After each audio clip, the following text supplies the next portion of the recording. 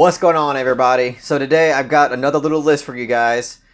This one's rather simple. I'm simply just going to be ranking what I think are the best films that got nominated for Best Picture this year at the Academy Awards.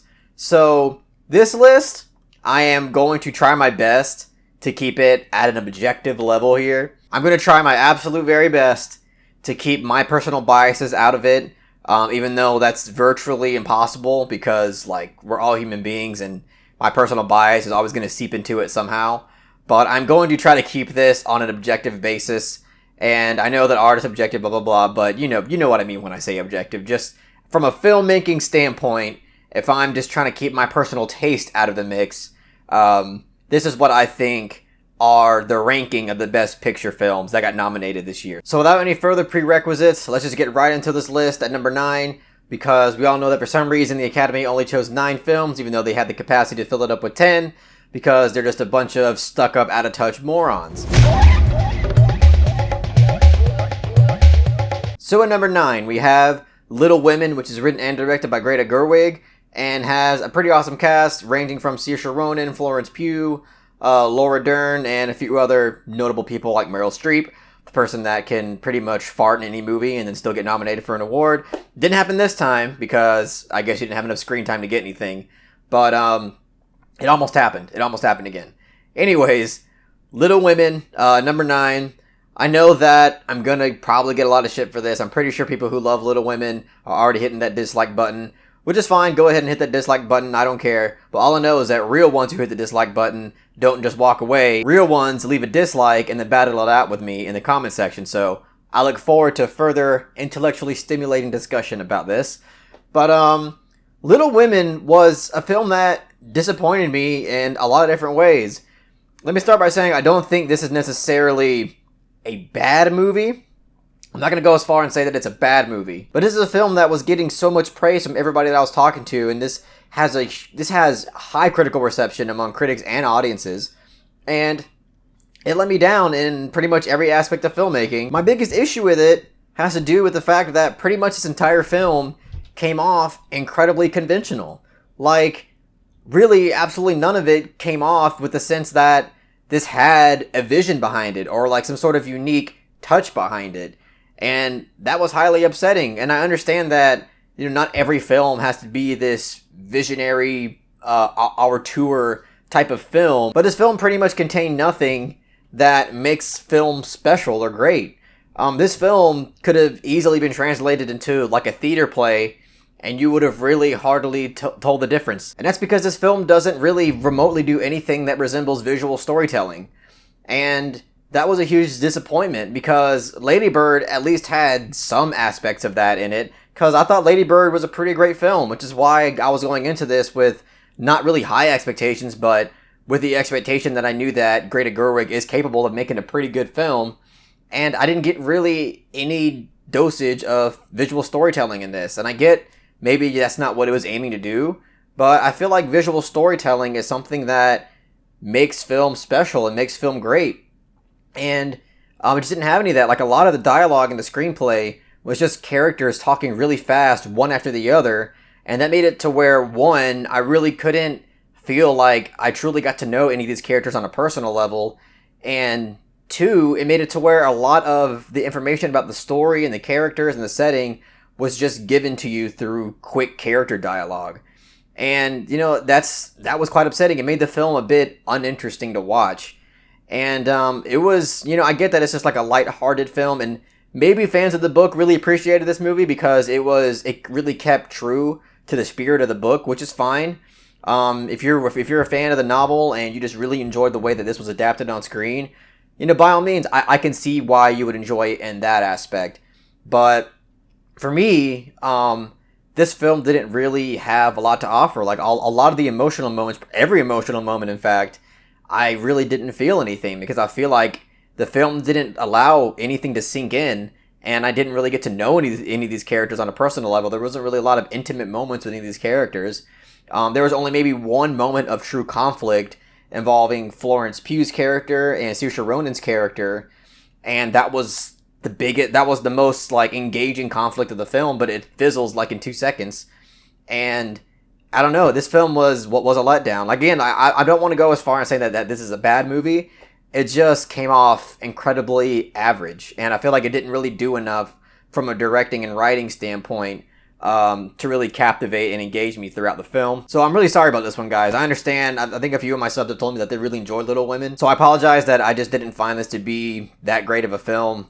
Again, it's not horrible or anything. It's just, it didn't do enough for me to really consider it to be something that was even remotely spectacular. So that's number 9, Little Women.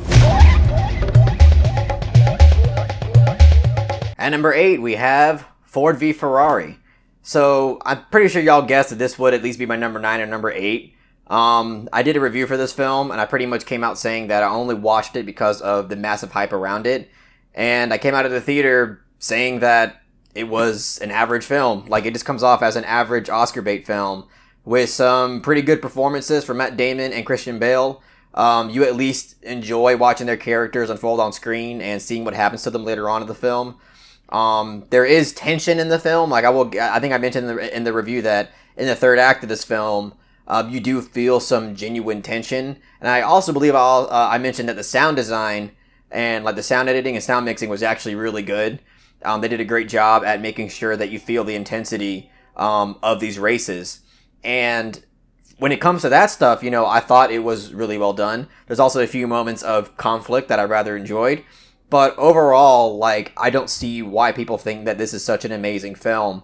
Again, a lot like Little Women, it just feels like an incredibly conventional movie that it's just average. Like, a lot of the films that I rank higher on this list, the reason why I rank them higher is because they tell a lot of things through visual storytelling means, and they come off like they had an actual vision behind it, and they have some uniqueness to it.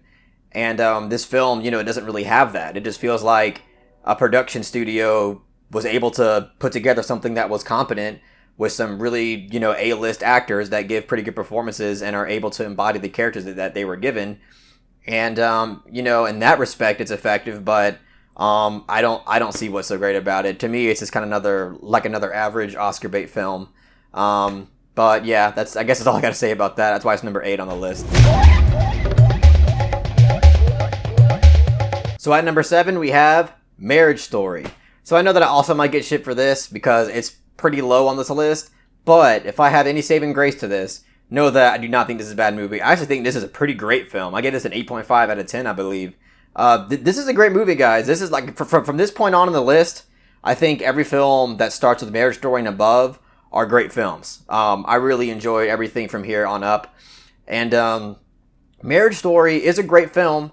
It's just the fact that, again, like, I think, like, on an objective level of what makes filmmaking so special is that it's able to tell things through visual storytelling means and have a really unique aesthetic environment to them. And, I might be wrong for setting my objective standard there, which, is fine. We can argue about that later. But Marriage Story has an excellent screenplay, excellent performances. Scarlett Johansson, I think, gives a great performance in this movie. She might win. I'm not sure if she will, but she has a good chance of winning the Oscar. Adam Driver also gives probably the best performance of his career in this film. I don't think he's going to win. I think Joaquin Phoenix probably has that locked. But that doesn't take away of how great Adam Driver is in this film. But again, this film is really just an excellent screenplay with excellent actors who are able to embody this character and deliver the dialogue in the way the script wants them to and the way that the director wants them to. And it was really effective in that regard. And it's also just a really honest, rooted to earth kind of film.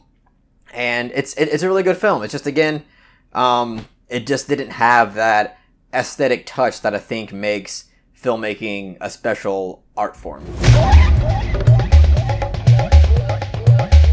So at number 6, we have 1917. 1917 is a film that I understand that a lot of people are calling this film overrated and it shouldn't have been nominated for that many Oscars. I can sympathize with that position. I don't think it deserved to get nominated in all the categories that it got chosen in. But for the most part, like, I'm not mad that it got a lot of nominations because I actually did thoroughly enjoy this film. I think on a technical level, it's absolutely extraordinary. It's incredibly effective. And even the acting is pretty damn good for some actors that I never really even heard of. Not saying that they gave Oscar-worthy performances or anything, but for what they had to do, they really knocked it out of the park for what, for the role that they were given. And there's some really intense shit that they had to convey in this film, and I was really impressed by their performances when the film really demanded it from them. And I just think the one-shot technique in this film is incredibly effective, because the one-shot technique really made this film special and made it stand out from other war films, because with that technique, it really elevated other aspects of this film. I was able to really feel for the characters the way that it wanted me to, and I was able to get to know these characters on a personal level, because you're just there with them for the entire stretch of time. Which, by the way, that's really another way that this one-shot technique was really effective, because this film takes place over like a day and a half period of time, and the one-shot technique makes you feel like you're on that entire journey with them, like with every second of the frame. And that was really interesting to feel like as if you're on this mission with them in real time throughout the entire film. I thought that was really special, and it's something that, again, like, I really haven't seen many war films before that's captured in that way. And just to me overall, this film was pretty impressive. And I get why people say it's overrated. Like, I'm not going to really argue too much with those people. But just, I don't know. I think on an objective standpoint, this film really succeeded in many different ways. So that's why it's number 6 on my list. So at number 5, we have Once Upon a Time in Hollywood. So this is a film that I went into expecting the usual Tarantino, incredibly animated, high-powered kind of narrative character film. And what I got was actually something that was a bit more subdued, and seeing Tarantino just kind of chill out for a little bit and take a slower pace to his film. And at first, like, it did bug me a little bit, because I felt like just the story wasn't moving fast enough, and it wasn't doing anything that was really trying to engage me in any way. But the more I sat on it, and when I rewatched it, a lot of those issues didn't really bother me. The only part that still slightly bothers me is Sharon Tate's part, even though I can kind of understand why he went that route. But just seeing her parts on rewatch, it still, like, I just feel like it feels a bit unnecessary, and it feels like maybe it just didn't really need to be there. Maybe they could have done something that's a little bit more interesting with her character. Either way, I think this is a really good film, and it really delivers in the third act as well. It gives you that just awesome, gritty, fun Tarantino shit you get in the last act of the film. And it's really funny, entertaining. And so that's why it's number... Where am I at? Number 5 on my list.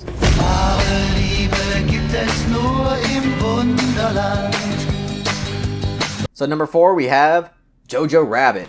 So this is a film that I've only seen once in theaters, and I am really dying to see it again. Once it comes out on Blu-ray, I'm buying the shit out of it, because I absolutely love this film. And this is a film that I went in quite skeptical with, because the trailers didn't really sell me that well. I'd never seen any of Taika Waititi's work before, so I didn't really have, high expectations going into this. But I thought this film was incredibly effective on a thematic level, on a comedic level, and on an emotional level. And it's just got great performances as well. Scarlett Johansson is great in the supporting role as the young boy's mom.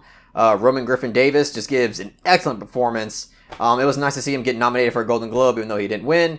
But it was really cool to see him get nominated for something, because he was actually really good in the film. And yeah, I just thought this film was emotional. It was clever. It was directed in a unique way. Yeah, this was just a really effective satire, and I'm definitely rooting for it to at least win maybe one award. I honestly don't think it's going to win anything at all, which is quite unfortunate. But who knows? Maybe it'll surprise everybody and maybe just win one award. So that's why it's number 4 on my list.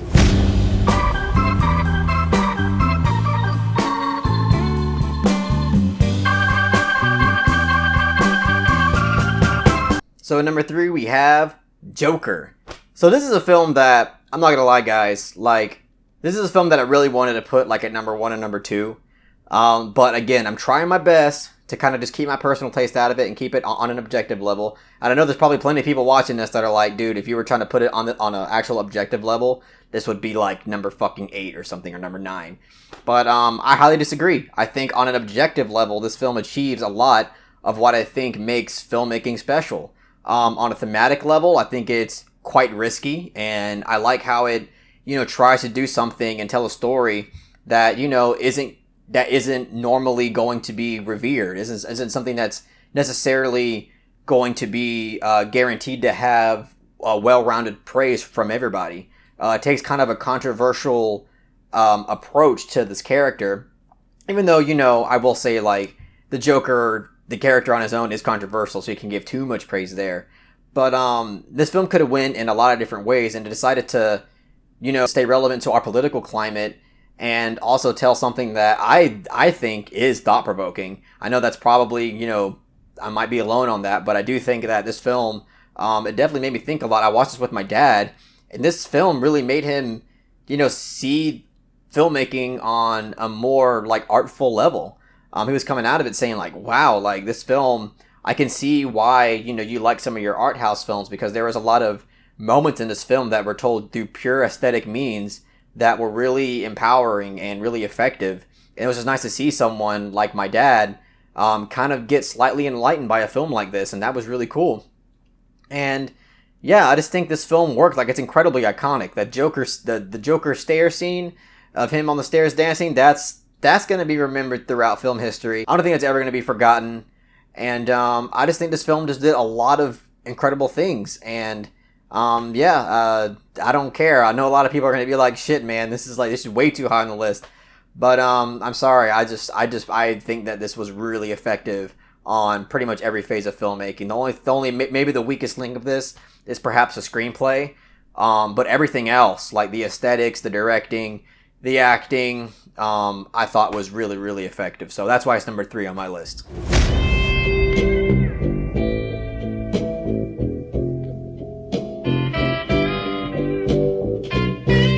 So at number 2, we have The Irishman. I mean, what's there to say about The Irishman? It's an incredible piece of filmmaking. It's funny enough because when I first saw this in theaters, I definitely thought it was a great film, but I didn't think it was as astonishing as some people were claiming it was at the time. But this doesn't really happen often, but like on rewatch, it really just made me see how kind of wrong I was in thinking that, it couldn't be considered one of Scorsese's best. I don't necessarily think it's, his best, but I can, like, if I was making a top 5, like, this could very well make it in that top 5 because it is pretty incredible. It has the monster cast that everybody would want to see out of a Martin Scorsese mob film. Al Pacino, Joe Pesci, Robert De Niro, they all just give it their all in this film. Al Pacino, honestly, I think that he definitely deserves the Best Supporting Actor award at the Oscars. But I don't have high hopes that he's going to win it. I'm pretty sure Brad Pitt's going to win it just because he's been winning all the other award shows before it. But, you never know. I mean, maybe he'd win, but, just my personal opinion, I do think Al Pacino gave a much more, demanding performance and was definitely more, engaging as a character throughout this film. And I thought he had a lot of difficult things to deal with as a character. So, The Irishman is just an incredible film. I think it's really well written, incredibly well directed, insanely well acted, and I definitely think it's going to be going down as one of Scorsese's best films, and that's why it's number 2 on the list.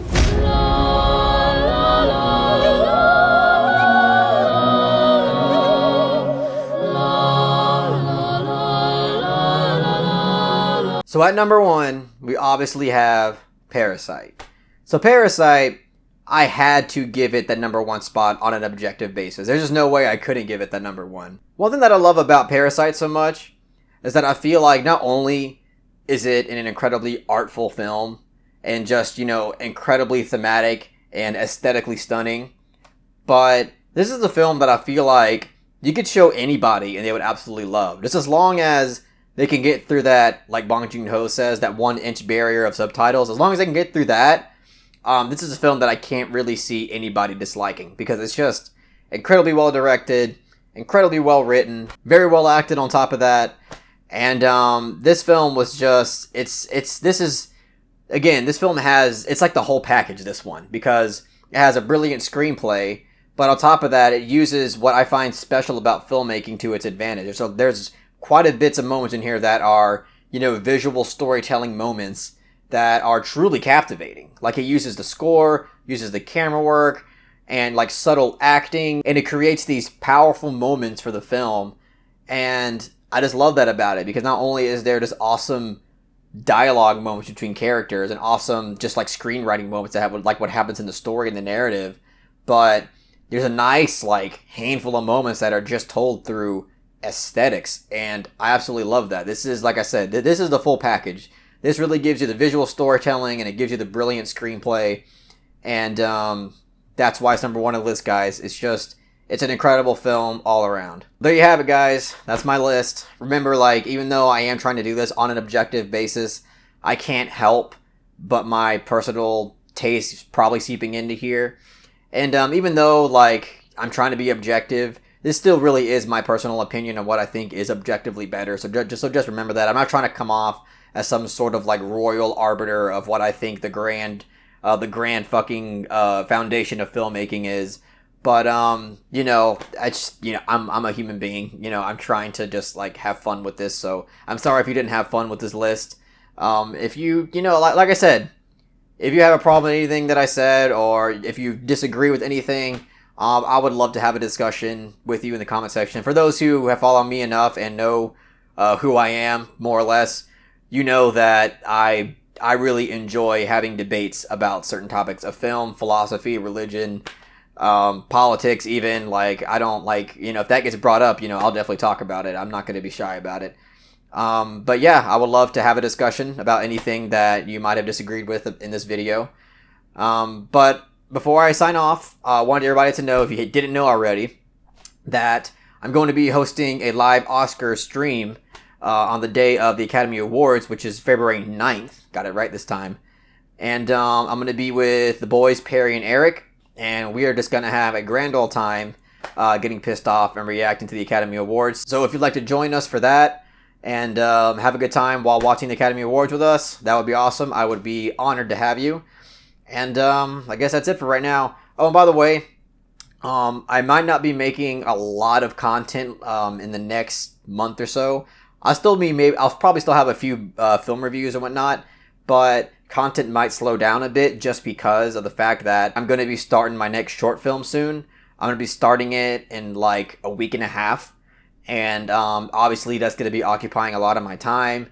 So yeah, I'm just giving you a heads up, just in case you think I'm, like, you know, getting lazy or dying or something.